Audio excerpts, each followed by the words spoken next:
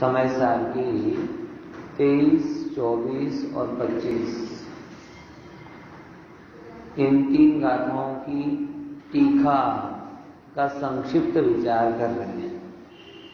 बराबर। विचार में एक बात मुख्यता के साथ में आई। आचार्य ने पहले नंबर अज्ञानी जीव की मान्यता बताई। अज्ञानी जीव की मान्यता में क्या बोला कि बहुभाव संयुक्त सचित्त चित्त को अपना के 23वीं गाथा।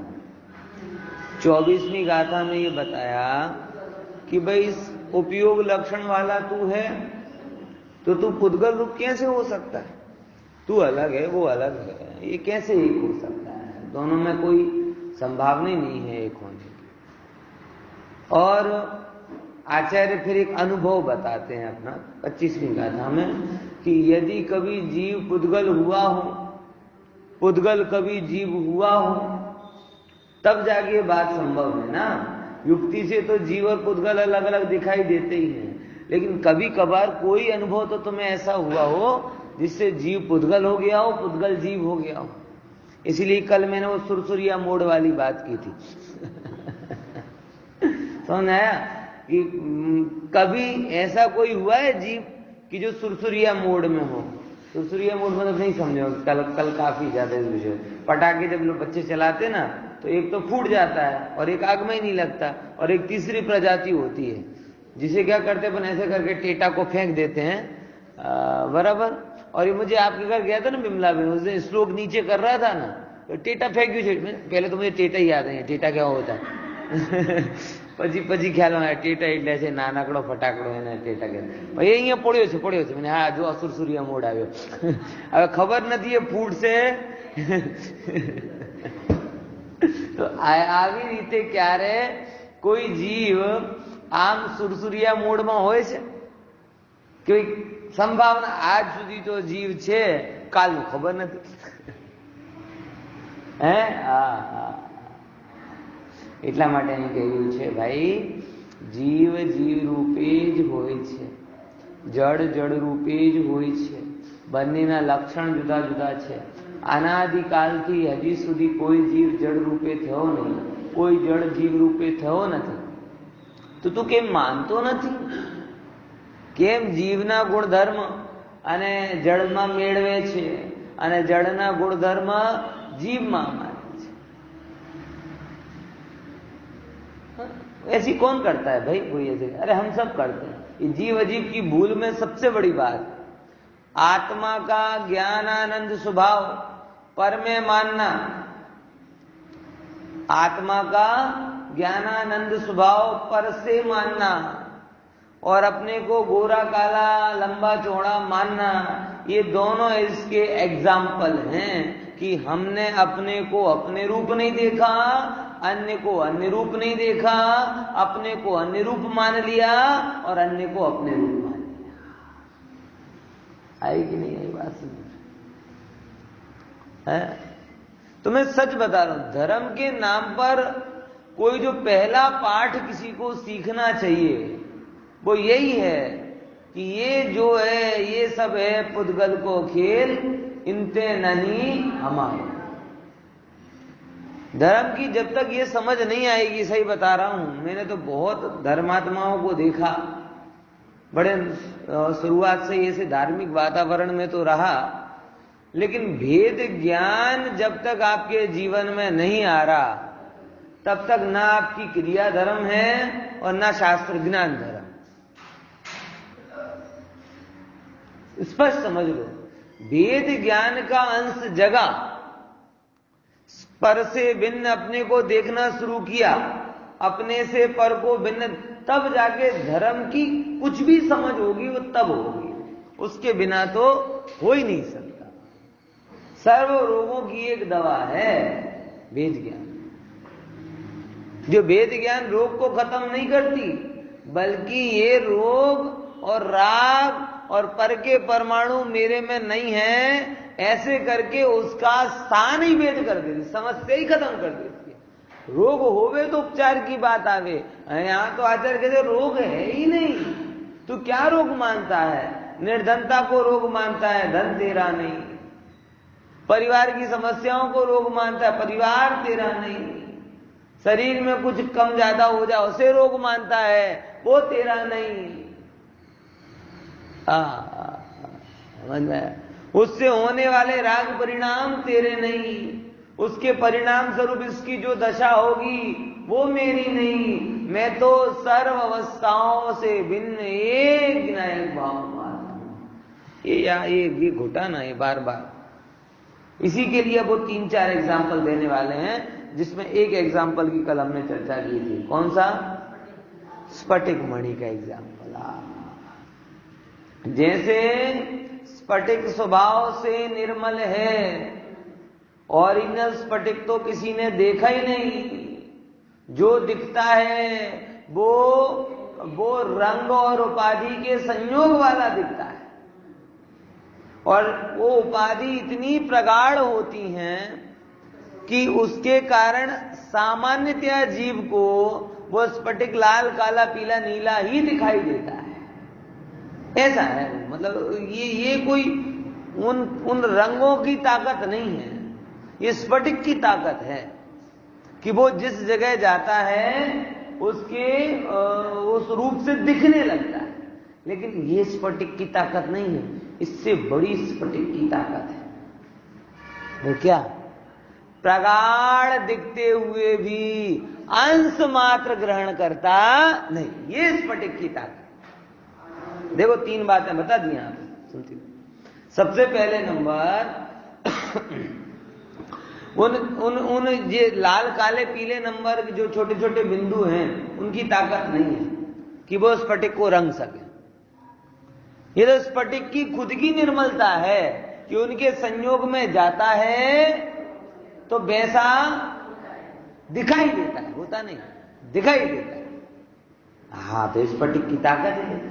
नहीं, ये भी ताकत नहीं है। सबसे बड़ी ताकत क्या है कि ऐसे रंगों वाला दिखाई देने पर भी अनादिकाल से सतरंगी दिख रहा है, लेकिन एक प्रदेश भी उसका रंग रूप होता नहीं। वो 7 रंगों से भिन्न और अपने रंग से अभिन्न है। अब दृष्टांत सिद्धांत लगा लो। दृष्टांत में 3 स्टेज बताई, सिद्धांत में बताओ। जैसे स्फटिक रंगों की ताकत नहीं, स्फटिक की ताकत है, रंग दिखाई देते हैं। ऐसे कर्मों की ताकत नहीं, ये तो जीव का उस प्रकार का स्वभाव है। ये भी उनकी ताकत नहीं है कर्मों की, समझना। जीव तो विभाव करते हुए भी स्वभाव से बाहर नहीं गया भाई साहब। है कि नहीं है बात? क्या कह रहा हूं? विभाव करते हुए भी स्वभाव से बाहर नहीं। जैसे स्फटिक नाना रंगी रूप दिखाई दे रहा है, ये उसका ओरिजिनल भाव नहीं है, लेकिन वो ओरिजिनल भाव नहीं है तो पराधीन होकर कर रहा। बोले नहीं, नाना रंग रूप दिखना उसका स्वभाव है, इसलिए दिख रहा है। है कि नहीं है बात ख्याल में? हाँ हाँ, आत्मा में दिखने वाले विभाव हैं, लेकिन वो विभाव भी स्वभाव की मर्यादा में है। यानी आत्मा में विभाव करने की ताकत नहीं थी और कर्मों ने डंडे मार मार कर विभाव कराया, ऐसा नहीं है। जैसे स्फटिक में उस रंग रूप होने की ताकत नहीं थी और कर्म ने बोला नहीं, तुझे करना ही पड़ेगा। काला चढ़ गया माथे पर, नीला टांग खींचने लगा, पीला पैर, नहीं तुझे हमारे को झलकाना ही पड़ेगा ना, ऐसा नहीं है। वो स्फटिक स्वयं अपनी योग्यता से नाना रंग रूप परिणमता है। रंगों की ताकत नहीं है। रंगों में ताकत होती तो इसमें दिखा देते ना नाना रंग। ये लोहे में, इसमें रंग दो, इसको अगर नाना रंग रूप बताना हो तो पूरा कलर करना पड़े, और वो भी कहीं यहां से निकले कहीं वहां से निकले, और एक चढ़ जाए तो दूसरा ना चढ़े, ऐसे ही होगा ना। इसको अगर रंग बिरंगा दिखाना हो तो क्या करना पड़ेगा? इस पे रंग चढ़ाना पड़ेगा। तो भी वो रंग सर्वांग में नहीं जाएगा, देख के ऊपर दूसरा नहीं आएगा, बराबर। और अगर पूरा स्फटिक का बना हुआ होता तो, अगर मैं इतना वैभवशाली प्रवचनकार होता तो कि माइक भी स्फटिक का, जगत में प्रतिमा स्फटिक की होती है, ये माइक और स्टैंड भी क्या होते, क्रिस्टल के होते हैं, तो क्या होता, उसको रंगने के लिए कुछ करने की जरूरत नहीं है। ये यहाँ पे नीचे काला वायर है ना, तो काला वायर दिखता है, वो नीला कपड़ा है ना तो नीला दिखने लगता है, ये लाल कपड़ा लगा देते तो लाल और एक एक प्रदेश रंग रूप दिखता उसका। यानी इनकी ताकत नहीं है, किसकी ताकत है, स्वयं स्फटिक की। ऐसे ही चाबी तो जीव के पास, ये कर्म डंडे मार मार कर इसे रागी देसी मोही कामी क्रोधी बना रहे हो, ऐसा नहीं है। जैसे स्फटिक अपनी स्वच्छता से नाना रंग रूप दिखाई देता है, वैसे आत्मा भी अपने स्वभाव से रागी देसी मोही क्रोधी दिखाई देता है। स्वभाव शब्द बोल रहा हूं, तो हमारा राग देश मोह क्रोध ये स्वभाव है ऐसा नहीं, लेकिन इस रूप होना ये आत्मा का स्वभाव है, वैभाविक नाम का स्वभाव। वैभाविक शक्ति आत्मा में विभाव से नहीं है, वैभाविक शक्ति आत्मा में स्वभाव से है कि नहीं है? क्लियर? एक सिद्धांत बैठ गया। अब कहते हैं तो जैसे स्फटिक हो गया तो कितना कितना अच्छा है स्फटिक, कि बताओ जिस रूप जाता है उस रूप हो जाता है? आत्मा भी कितना बढ़िया, जिस रूप गया उस रूप हो गया। बोले ना, भूल में भाई, नाना रूप होना ये स्फटिक की महिमा नहीं, नाना रूप होते हुए अपने रूप को नहीं छोड़ना ये स्फटिक की महिमा है। अब ताली बजा।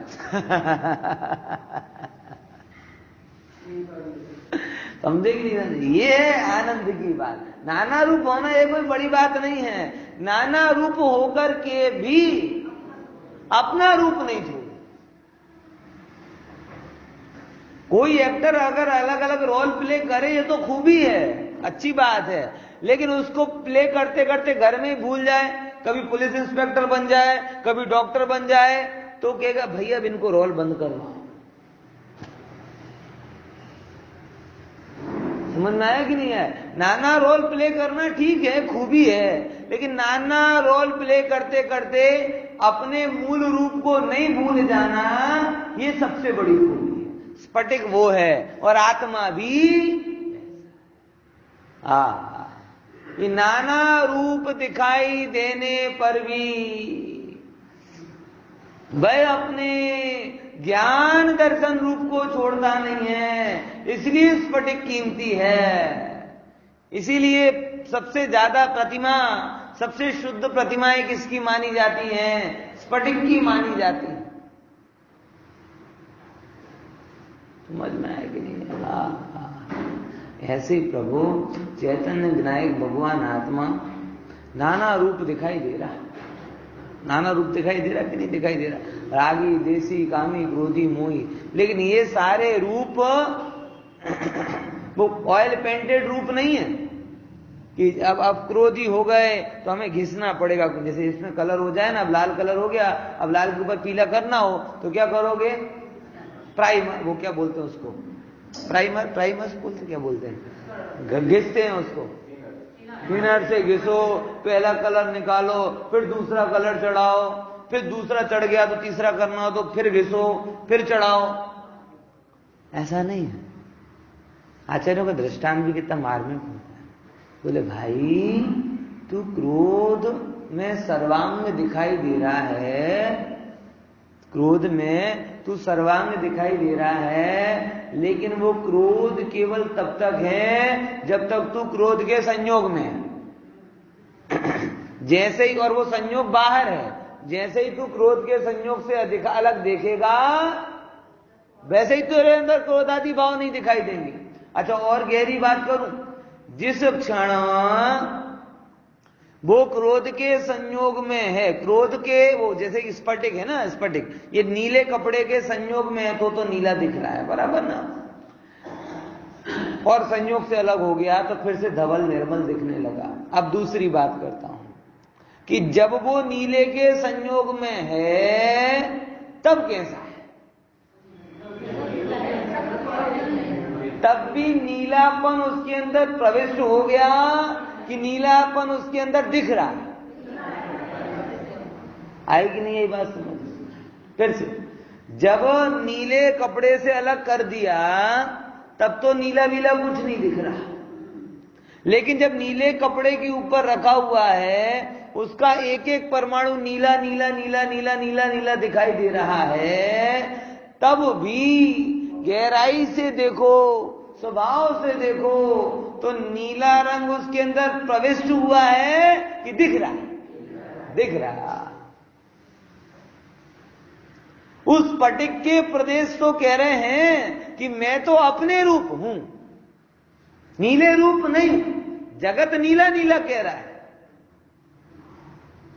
और स्फटिक कह रहा है मैं तो अपने रूप हूं, हटा के देख लो, मैं तो अपने रूप हूं, हटा के देख लो।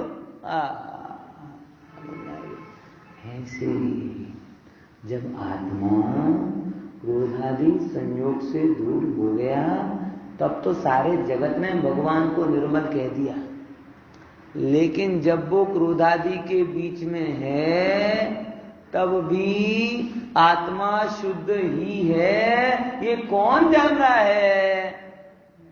ये समय सार के ज्ञाता। जिसने अपने स्वभाव को देखा वो कभी विभाव को हटाने की कोशिश ही नहीं करता। क्या बोला? ये सारे जगत में उल्टी पट्टी पढ़ाई जा रही, विभाव को हटाओ, विभाव को हटाओ, विभाव। अरे भाई तू तेरे स्वभाव को देख, तेरे अंदर विभाव है ही नहीं। स्वभाव को देखने वाले को विभाव होता नहीं, और विभाव देखकर विभाव दूर करने वाले के विभाव दूर जाते नहीं। समझ में आया? विभाव से विभाव कैसे दूर होगा भाई साहब? स्वभाव से देख कि विभाव तेरे अंदर में आया ही नहीं। ठीक है ना? बात समझ में आ रही कि नहीं आ रही? अब क्या करना है? बहुत गुस्सा आता है, गुस्से को दूर करो। धन की पकड़ अभी कम नहीं होती है, उस पकड़ को दूर करो। भोगों की इच्छा कम नहीं होती है, उसे दूर करो। क्या करो? खाना पीना बदल दो, आना जाना छोड़। अरे प्रभु, खाना पीना भी चलेता रहे अथवा ना चले, आना जाना चलता रहे अथवा ना चले, भाई जब तक ज्ञायक स्वभाव दृष्टि में आया नहीं तब तक विभाव भाव दूर होने वाले नहीं।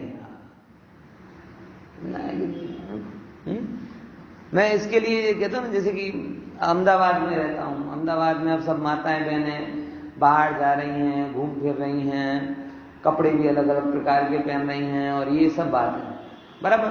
और ग्रामीण परिवेश जैसे सिलवानी हो और छोटा गांव हो, वहां ये सब काम कम नहीं कर पा रही हैं क्योंकि संयोग परिस्थिति नहीं मिल रहा है।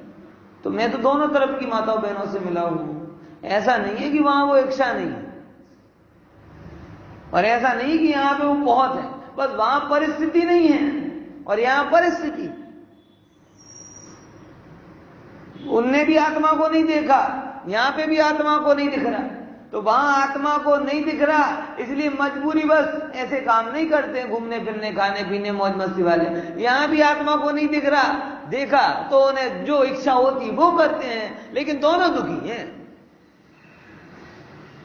दोनों दुखी, रखते मात्र फेर नहीं। अब यहां के वो बेचारी गांव की, वो बेचारे कुछ कर नहीं, तुम क्या कर रहे हो? तुम इच्छाओं के दास बने। वहां पे वो परिवार की मर्यादा के कारण, समाज के कारण नहीं जा पाते, तुम यहाँ इच्छा के कारण घूम फिर रहे हो। दोनों आत्मा से वंचित, कोई सुख नहीं। बात समझ में आ रही कि नहीं आ रही? कोई सुख ही नहीं है भाई यार। जिसने अपने आत्मा को परिपूर्ण और तृप्त नहीं देखा वो कुछ भी कर ले वो दुखी।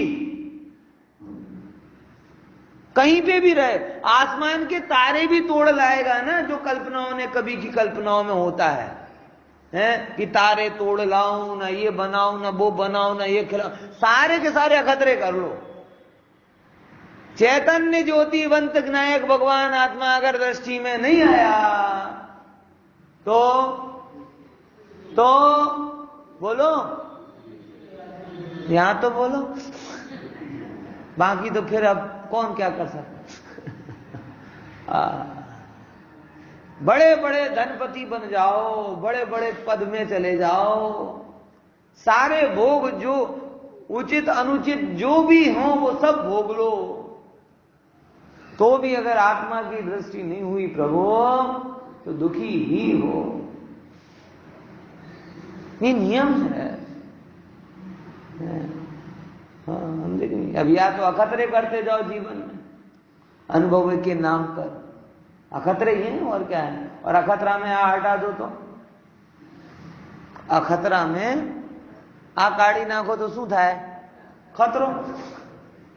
તો એ અખતરા કેટલા ખતરનાક છે એ તો છેલ્લે જીવનમાં ખબર પડશે કે કરવાનો શું હતો અને શું કરી નાખ્યા, કરીને જીવન।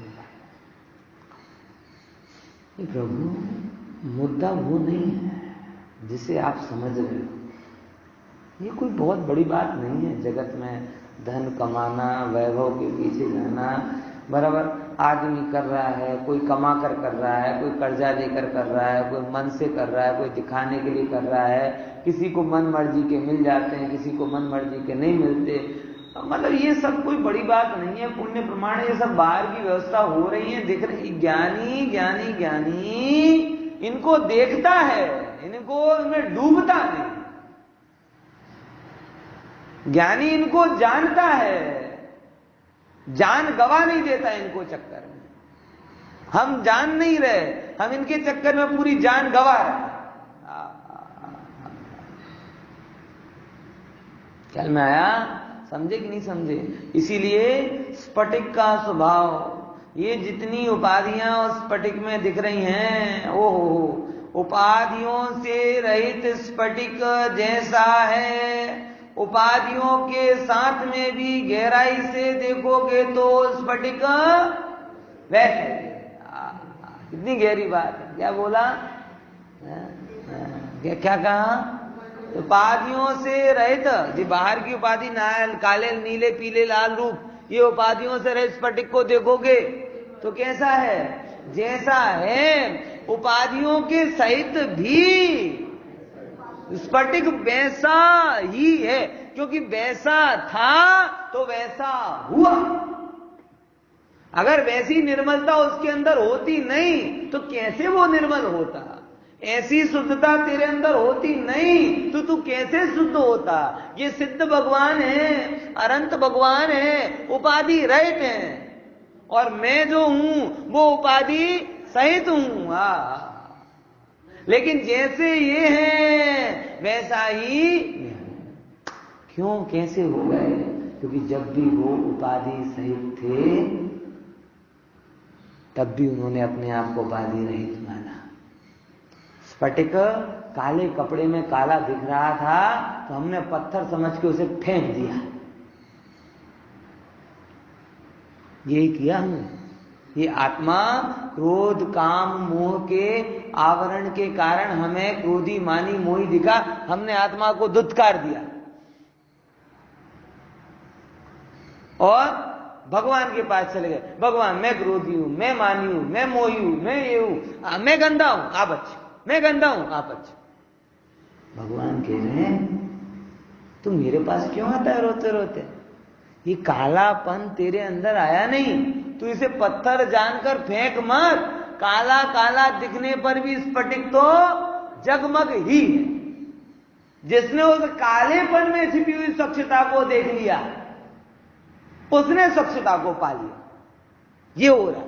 काला पत्थर की फैक्ट्री हो, बराबर, कोयला कोयला रखा हुआ हो चारों बाजू, और अब योग कहो, संयोग कहो, सौभाग्य कहो, दुर्भाग्य कहो, उन्हीं कोयले के बीच में क्या पड़ा हो? अब दिखेगा कैसा? क्यों?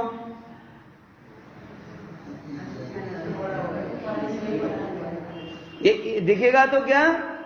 स्फटिक, स्फटिक, हाँ स्फटिक, जिसके बारे में आइडियली ये कहा जाता है कि किसी ने देखा ही नहीं, देखा ही नहीं, काले पत्थर के बीच में पड़ा है। और हमने क्या कर दिया? काले पत्थर के बीच में पड़े हुए स्फटिक को भी क्या मान लिया? काला ही, नजर ही नहीं की उस पर, कीमत ही नहीं की उसकी। क्यों? तो कोयले के कालेपन और स्फटिक के कालापन एक जैसा है। क्यों? क्योंकि कोयले का कालापन उसके अंदर है और स्फटिक का कालापन उसके अंदर नहीं, दिखता है। समझ में आया? ऐसी आत्मा की जो कालिमा है वो किसकी भांति है? कोलसानी जेम कि स्फटिकनी जेम? संजय भाई ध्यान રાખજો, કોઈ પણ જીવ ગમે તેટલો કાળો, ધોળો, નીલો, પીળો દેખાતો હોય, એક એક જીવ હીરા છે અને હીરા પણ કેવો? સ્ફટિકની છે। જીવ માત્ર રત્ન છે। અહીં કોઈ આ અભિષેકના અંદર વિરાજમાન આત્મા સમયસાર છે, ગુરુદેવના અંદરમાં આત્મા વિરાજમાન છે એ સમયસાર છે કે તીર્થંકર પરમાત્માની આત્મા સમયસાર છે, આવું ભેદભાવ નહીં કર્યો। એ તો જે આત્મા છે એ આત્મા સમયસાર છે। ભવ્યની આત્મા તો સમયસાર છે, અરે અભવ્યની આત્મા પણ। બોલો ભાઈ, શું જોઈએ? ક્યાં સુધી આ ચેતન રત્ન કોલસાની જેમ કસાયોની ભટ્ટીમાં બાળશો? है? कौन निहाल हो गया? जिसने वो ये देखा कि कालापन है, ये कालापन कोलसे का कालापन नहीं है कि जो दूर नहीं होगा, ये स्फटिक का कालापन है जो दिख रहा है मगर है नहीं। आएगी नहीं ये बात समझ में? किसका कालापन है आपके अंदर में? कोलसे का नहीं। अरे तुम्हारे अंदर नहीं, हमारे अंदर नहीं, किसी के अंदर नहीं। किसी की आत्मा काली नहीं है, किसी की आत्मा लाल नहीं है, भोगी नहीं है। सबके अंदर में वो क्या है?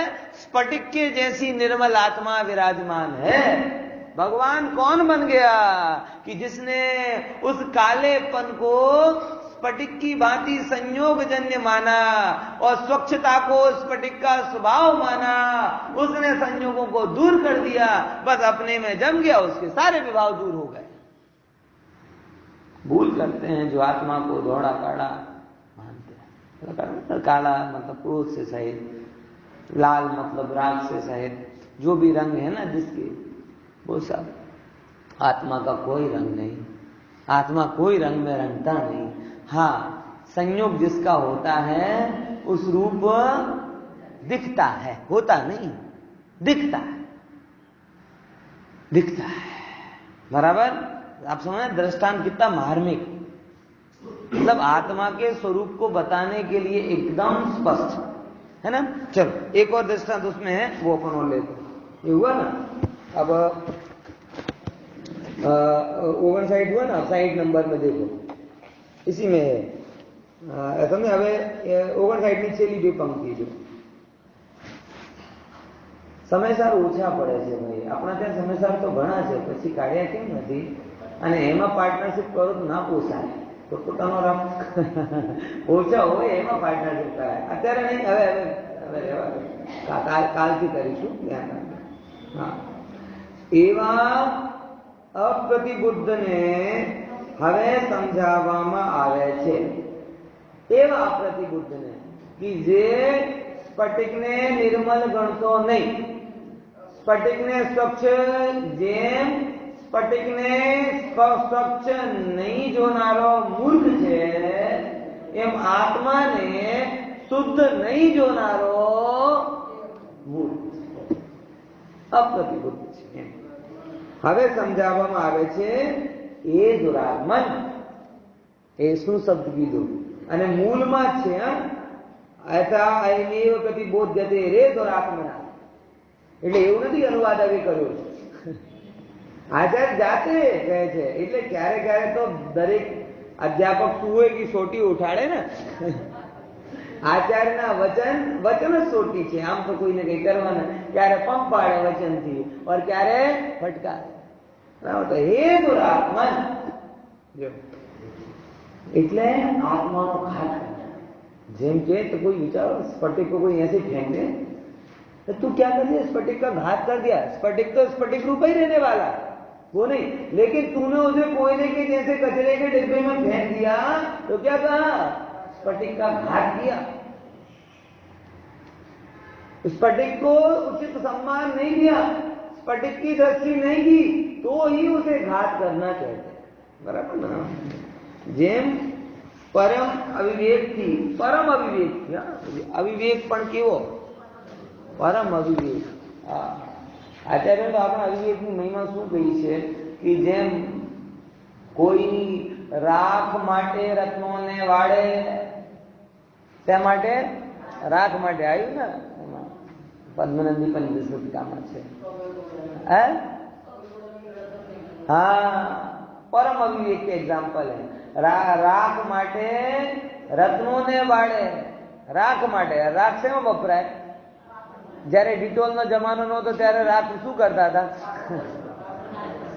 એના કરતા ખરાબ ના કહેવાય એવો સવારે સવારે બધા રાખનો યુઝ કરીને આવતા હતા આવો સમજી લો હા બરાબર ખ્યાલ આવે તો રાખ માટે જે रत्नों ने वाड़े अब रत्न हाथ गंदे किससे विष्ठा से और उसके लिए किसकी राख यूज करे रत्नों की राख हाँ પછી કાગડા બગાડવા માટે રત્નોને પથ્થરને તો બધા ફેંકે રત્નોને ફેંકી આ આપણા પરમ અવિવેકની નિશાની છે એમ આત્માને નહીં ઓળખવું આ પરમ અવિવેક છે પણ બધા ઇન્ટેલિજન્ટ લોકો આવો પરમ અવિવેક કરે છે એને કઈ પોતાની ભૂલ દેખાતી નથી ભૂલ સૌથી મોટી એ ભૂલ જ નથી જગતના ડાપણમાં જગતની હોશિયારીમાં મોક્ષ માર્ગમાં ઘેરો થયો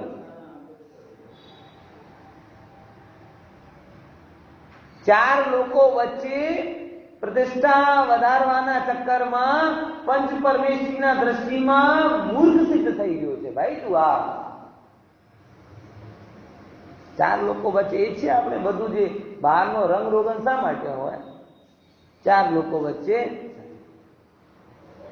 મોટી ગાડી ઘરને લઈને ઉભા કરી દીધી હવે લોન ભરી ભરીને અંદરમાં તો દુઃખી થાય પણ ચાર લોકો વચ્ચે જો જી સરસ હે મોટો બંગલો બનાવી લીધું મોટે એ બધું ખર્ચા કરી દીધા ચાર લોકો કહીને જાય ઘણું સારું કર્યો બરાબર પણ અંદરમાં કિસ્તો ચુકાવતો તો દમ નીકળી જાય અંદરમાં દુઃખી હોય બહાર શું કરે ચાર લોકોમાં સારું લાગે ને એ શું ચાર લોકોમાં સારું દેખાડવા માટે પંચ પરમેશ્વરીના દ્રષ્ટિમાં કેવો થઈ ગયો મૂર્ખ સિદ્ધ થઈ ગયો એ દુરાત્મન પરમ અવિવેક થી હે ને હવે શું કરે છે એક શબ્દ ખાઈ ગયા છે અહીંયા જો હા परम अविवेक गस्मर तृणाभ्याम तृण खानारा देखो खानारा तृण खानारा हस्ती आदि पशुओं तृण शब्द खाई गया खानारा हाँ तृण खानारा हस्ती आदि पशुओं सुंदर आहार ने तृण सहित खाई जाए छे एवी रीते खावाना स्वभाव ने तू छो जेने अवधु आ दृष्टांत पण लकीली मળી ગયો તમને બરાબર कि जेम आ છે ને દ્રષ્ટાંત આ દૃશ્ચિત્ર પણ સામે બન્યું છે कि આમાં નીચે લખ્યું છે जिस प्रकार हाथी आदि पशु अनाज मिश्रित घास खाते पर उस मिश्रित स्वाद में ये भेद नहीं कर पाते उसमें घास का स्वाद क्या है और अनाज का स्वाद क्या है वे उस मिश्रित स्वाद को घास का ही स्वाद मानते हैं एक हाथी અહીંયા છે, બાકી है आपने बता। ये भाई हाथी की भूल क्या कि उसके लिए अनाज भी दिया, घास भी दी, बराबर। जो लोग थोड़े ग्रामीण पृष्ठभूमि से हैं, वो हर एक जो होता है ना गांव में जो भी रहता है, वो पशुओं को अनाज, जो भी दुधारू पशु होते हैं, पालतू पशु होते हैं, उनको घास में अनाज मिला मिला के खिलाता है। हमारे यहाँ उसके गांव में हम लोग, जब हमारे गाय थी ना, 6, 7 स्टैंडर्ड था, तब तक हमारे घर में गाय थी। तो घास जब डालने जाते हैं ना, तो घास की सानी बनाते, सानी बोलते हैं यहाँ पे, गुजराती में शायद कुछ और शब्द होगा। सानी में क्या होता है, वही घास होती है, घास को छोटे छोटे टुकड़े और उसमें फिर गेहूं, अनाज वगैरह, मीठा अनाज उसमें डाल दो। अब पशु तो पशु, उसे लगती है आज की घास बड़ी टेस्टी है, उसे लगता है कि जो मिठास आ रही है, किसकी आ रही है, वो घास की, बराबर। पशु तो पशु है, लेकिन पता है इसी समय सार में किसे पशु कहा है? आगे जो कलश है ना यहाँ के अनेकांत की सिद्धि वाले 14 कलश, उसमें इस आत्मा को पशु कहा। क्यों? पशु शब्द पता है आपको कैसे बना? किसे पशु कहते हैं? पाश, पाश होता है ना, पाश, जैसे रामायण में नाग पाश था, नाग पाश, पाश मतलब बंधन, मोह पाश, मोह का बंधन। तो जो पाश यानी बंधन में बंधे, वो कौन कहलाता है? पशु। तो पशुओं को पशु क्यों कहा जाता है? क्योंकि वो बंधन में रहते। गाय हो, घोड़ा हो, हाथी हो, जो भी पालतू है, वो सब क्या है? बंधन में रहते हैं। इसीलिए वो सब क्या कहलाते हैं? पशु। पशु, पास में रहने वाला पशु। समझ में आया? जो नेपाल का काठमांडू मंदिर प्रसिद्ध है ना, कौन सा है वो? शिव का पशुपति। ये पशु कौन है? गाय भैंस बकरी के पशु बोले नहीं, उनकी मान्यता अनुसार ये सब जीव इच्छाओं के पास में बंधे हैं, इसलिए सब क्या है? पशु। तो हम भी एक नए से, एक अपेक्षा से पशु, समझो। क्योंकि हम सब कौन हैं जो बंधा नहीं? धन से, पद से, भोग से, अपनी इमेज से, अपने संस्कारों से, अपने दुराग्रहों से, अपनी मान्यताओं से, समझ में आया? अपनी भूलों से, अपनी कषायों से बंधे कि नहीं बंधे? अब जो भी उनसे बंधा हुआ है वो पशु, और वो पशु क्यों है? अब सिद्धि करते हैं कि जैसे इस पशु को अन्न और घास में फर्क नहीं पड़ता, वैसे इस पशु को ज्ञान और राग में फर्क नहीं पड़ता। आए कि नहीं समझ में बात? जैसे इस पशु जो चित्र में दिखाई दे रहा है, हाथी, इस पशु को किसमें फर्क नहीं पड़ रहा? अन्न और घास में फर्क नहीं पड़ रहा। लगता यह है कि घास मीठी हो गई है, उसे अन्न तो दिखता ही नहीं है। तो जैसे इस पशु को अन्न और घास में फर्क नहीं पड़ता, और मान ये लेता है कि मिठास कहां से आ रही है? घास में से आ रही है, जबकि घास में कहां मिठास है? हालांकि अपन ने कभी खाई नहीं है, इरादा भी नहीं है, समझ में आया? लेकिन इतना तो तय है कि अगर मिठास होती तो हम छोड़ते नहीं, हमसे पहले कई और अखतरे करें। आजकल चाय में तो यूज करने ही लगे। चाय में कौन सी यूज करते हैं वो? Lemon grass. मन एक टेस्ट समय खा गया, अब पशुओं का साम्राज्य पे खतरा है। समझ आया? क्योंकि इस मानव को जिसकी लत लग जाती है ना, फिर पशुओं को भी नहीं मिलता है। हाँ क्या शेरडी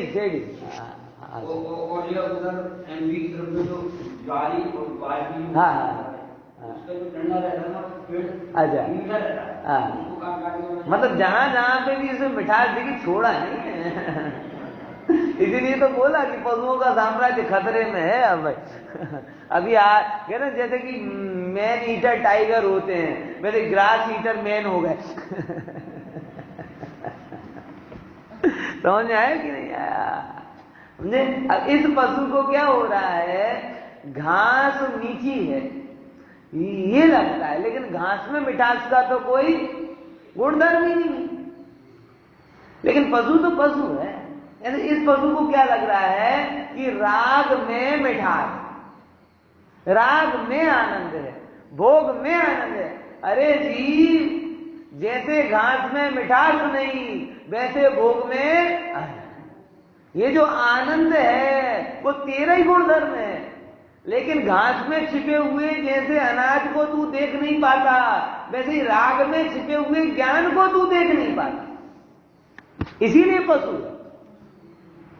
और जब आपको ये पता चल जाए कि जो भी आनंद है वो आनंद विषय का नहीं है, ये विषय तो उस आनंद में बाधक है, ज्ञान का आनंद है, तो फिर बताओ मिलावट वाली चीज क्यों लोगे? मिलावट वाली चीज को कब तक खाएगा जी?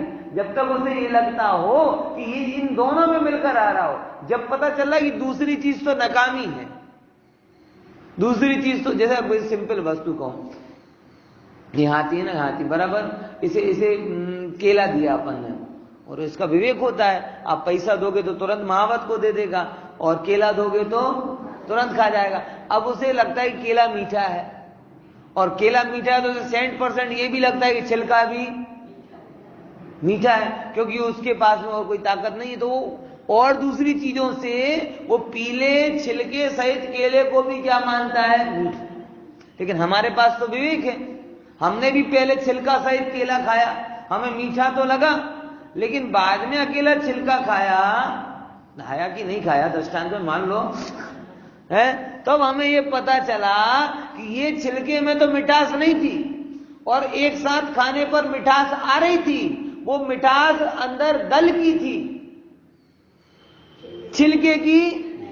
ये छिलका तो उस मिठास का साधक तत्व की बाधक तत्व बाधक। आपको जैसे ज्ञान हुआ आप तुरंत उस छिलके को छोड़ देते हो, केवल केला खाते हो। आई कि नहीं ये बात? ऐसे ही सिद्ध भगवान है, ऐसे ही मुनि भगवान है, ऐसे आचार्य भगवान है।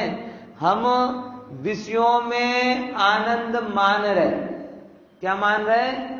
विषयों। और विषय छिलके की भांति, उसमें भी जो आनंद है वो तो अपनी स्वभाव का।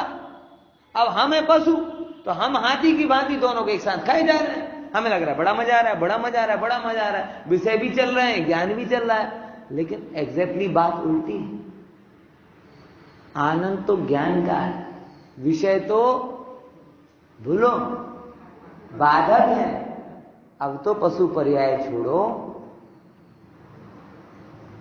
आनंद तो ज्ञान का है, विषय तो बाधक है। फिर से, आनंद तो ज्ञान का है, विषय तो, ये ज्ञानी ने ऐसा जान लिया, इसीलिए उन्होंने विषयों को छोड़ दिया और आत्मा के आनंद को।